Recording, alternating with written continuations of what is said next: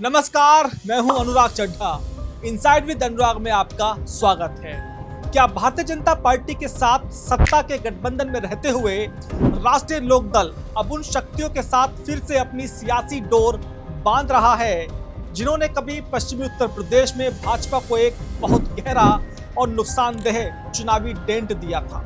यह सवाल आज पश्चिमी यूपी के हर उस राजनीतिक चौपाल पर गूंज रहा है जहां 2027 के विधानसभा चुनावों की बिसात अभी से बिछनी शुरू हो गई है। आपको याद होगा 2020-2021 का वह दौर जब कृषि कानूनों के विरोध में किसान आंदोलन अपने चरम पर था।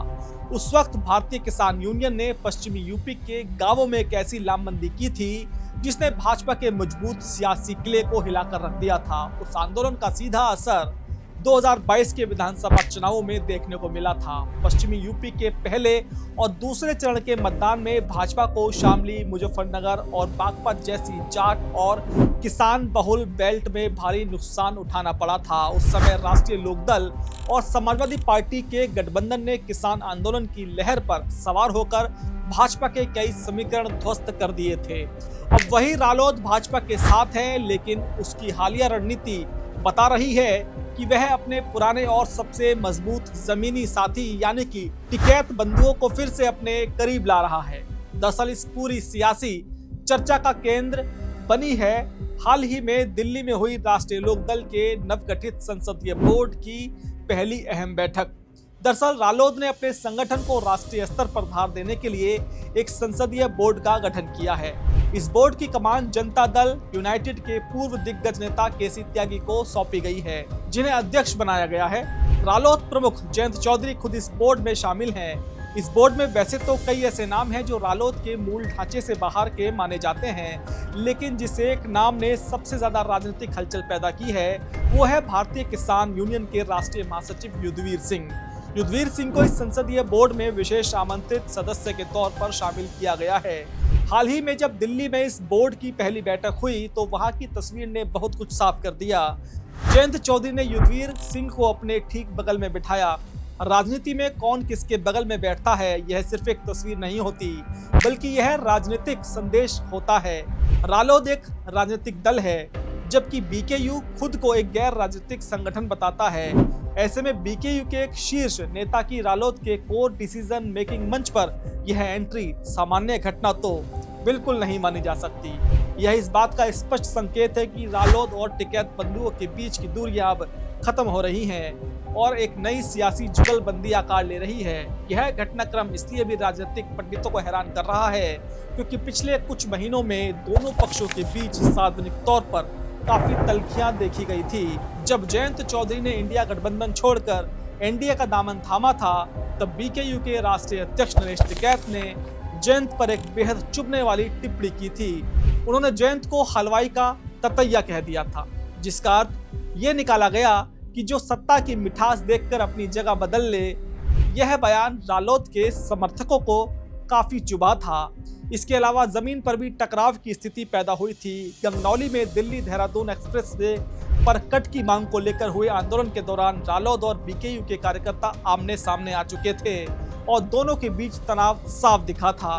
तल्खी का तीसरा वाकया तब सामने आया जब गन्ना नियंत्रण आदेश 2026 को लेकर एक अहम बैठक हुई। इस बैठक में जयंत चौधरी ने बीकेयू के नेता धर्मेंद्र मलिक को आमंत्रित किया था। वैसे तो धर्मेंद्र मलिक कभी टिकैत के बेहद करीबी हुआ करते थे, लेकिन बाद में उन्होंने टिकैत परिवार से बगावत करके अपना अलग गुट बना लिया और आज की तारीख में वे टिकैत बंधुओं के घोर विरोधी माने जाते हैं। धर्मेंद्र मलिक को जयंत द्वारा तवज्जो दिए जाने से ऐसा लग रहा था कि रालोद अब टिकैत परिवार का विकल्प तलाश रही है, लेकिन अब एकाएक युद्धवीर सिंह को संसदीय बोर्ड में जगह देकर जयंत चौधरी ने सारे समीकरण पलट दिए हैं। अब सवाल उठता है कि इतनी तल्खियों के बावजूद ये दोनों धड़े एक साथ क्यों आ रहे हैं? इसका जवाब पश्चिमी उत्तर प्रदेश के राजनीतिक और सामाजिक इतिहास में छिपा है। राजनीति में यह बहुत पुरानी कहावत है कि माटी और खून के रिश्ते राजनीतिक कटुता से ज्यादा मजबूत होते हैं। रालोद और बीकेयू दोनों का ही सबसे मजबूत कार्यक्षेत्र पश्चिमी उत्तर प्रदेश है। दोनों ही संगठन का मूल आधार किसान और ग्रामीण अर्थव्यवस्था है। और सबसे अहम बात, दोनों संगठनों का शीर्ष नेतृत्व एक ही समुदाय यानी कि जाट बिरादरी से आता है। किसानों के हक की आवाज बुलंद करने के लिए दोनों को एक दूसरे की हमेशा जरूरत रहती है। जिस तरह आज जयंत चौधरी टिकैत परिवार को तवज्जो दे रहे हैं, ठीक उसी तरह उनके पिता स्वर्गीय चौधरी अजीत सिंह भी हर संकट के समय टिकैत परिवार के साथ एक चट्टान की तरह खड़े नजर आते थे। ऐसे में अब सबसे बड़ा सवाल यह है कि इस नई जुगलबंदी का भारतीय जनता पार्टी पर क्या असर पड़ेगा। क्या जयंत चौधरी भाजपा के लिए कोई गेम प्लान तैयार कर रहे हैं या यह कदम खुद भाजपा के लिए किसी नई परेशानी का सबब बनेगा। इस समीकरण को समझने के लिए हमें उत्तर प्रदेश की क्षेत्रीय राजनीति और सहयोगी दलों के महत्व को समझना होगा। जिस तरह से पूर्वी उत्तर प्रदेश में अपनी सियासी जमीन मजबूत रखने के लिए भाजपा को क्षेत्रीय छत्रपों की जरूरत होती है, उसी तरह पश्चिमी यूपी में उसे रालोद की जरूरत है। इन सहयोगियों के बिना फिलहाल भाजपा के लिए सामाजिक समीकरण साधना थोड़ा मुश्किल है, क्योंकि सामने अखिलेश का पीडीए है।